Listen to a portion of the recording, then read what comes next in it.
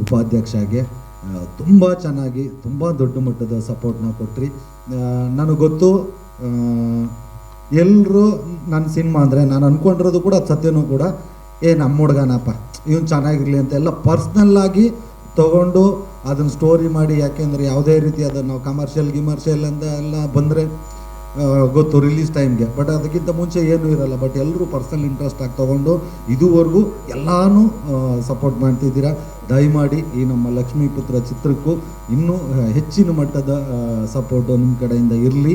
And ಬಂದಿರತಕ್ಕಂಥ ಎಲ್ಲ ಅತಿಥಿಗಳಿಗೆ ಹಾಗೂ ನನ್ನ ಸ್ನೇಹಿತರುಗಳಿಗೆ ಎಲ್ರಿಗೂ ಥ್ಯಾಂಕ್ಸ್ ಹೇಳ್ತಾ, ಇನ್ನು ನಮ್ಮ ಸಿನಿಮಾದಲ್ಲಿ ಕೆಲಸ ಮಾಡಿರೋ ಕಲಾವಿದರು ಹಾಗೂ ತಂತ್ರಜ್ಞರು ಎಲ್ರಿಗೂ ಥ್ಯಾಂಕ್ಸ್ ಹೇಳೋಕ್ಕೆ ಲಕ್ಷ್ಮೀಪುತ್ರ ಸಕ್ಸಸ್ ಮೀಟಲ್ಲಿ ಥ್ಯಾಂಕ್ಸ್ ಹೇಳ್ತೀನಿ.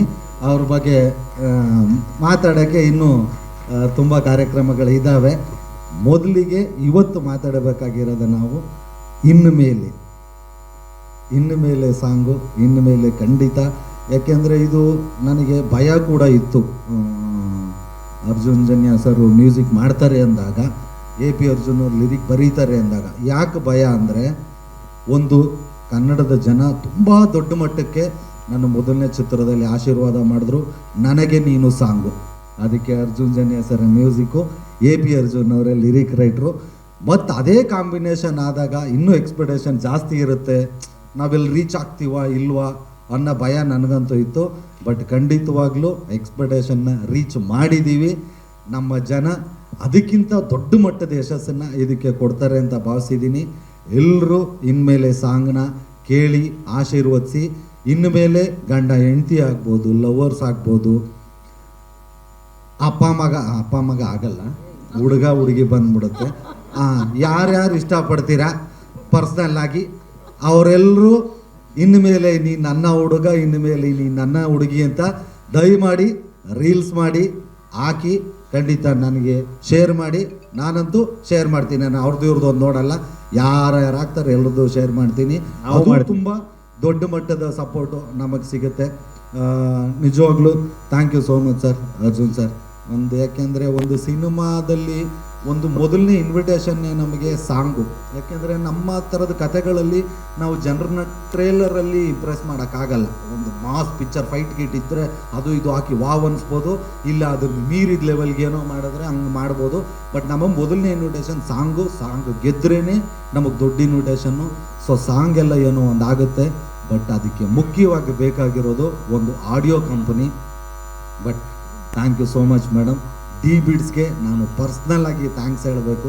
ಯಾಕೆಂದರೆ ಈ ಲಕ್ಷ್ಮೀಪುತ್ರನ ಒಂದು ದೊಡ್ಡ ಮೊತ್ತಕ್ಕೆ, ನಮಗೆ ಖುಷಿ ಪಡೋ ಮೊತ್ತಕ್ಕೆ, ನಮ್ಮ ನಿರ್ಮಾಪಕರು ನಾವು ಖುಷಿ ಪಡೋ ಮೊತ್ತಕ್ಕೆ ನಮ್ಮ ಸಿನಿಮಾ ಬನ್ನಿರಿ ನಾವು ಮಾಡ್ತೀವಿ ಅಂತ ನಮ್ಮ ಜೊತೆ ನಿಂತರು.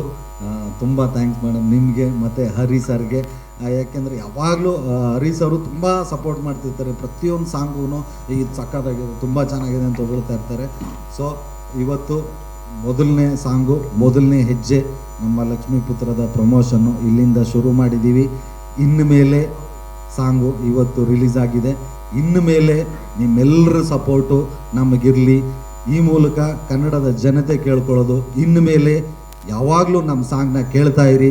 ನಿಮಗಿಷ್ಟ ಆದಾಗೆಲ್ಲ ಇನ್ಮೇಲೆ ರೀಲ್ಸ್ ಮಾಡ್ತಾಯಿರಿ. ನಿಮಗೇನೇನು ಅನಿಸುತ್ತೆ, ತಪ್ಪಿದರೆ ದಯವಿಟ್ಟು ತಪ್ಪಿದೆ ಅಂತ ಹೇಳ್ರಿ. ಈ ಸಾಂಗ್ನ ಕೇಳಿದ್ರೆ ಇಷ್ಟ ಆದರೆ ಇನ್ಮೇಲೆ ದಯಮಾಡಿ ರೀಲ್ಸ್ ಮಾಡಿ, ಜಾಸ್ತಿ ಚೆನ್ನಾಗಿ ಸಪೋರ್ಟ್ ಮಾಡಿ.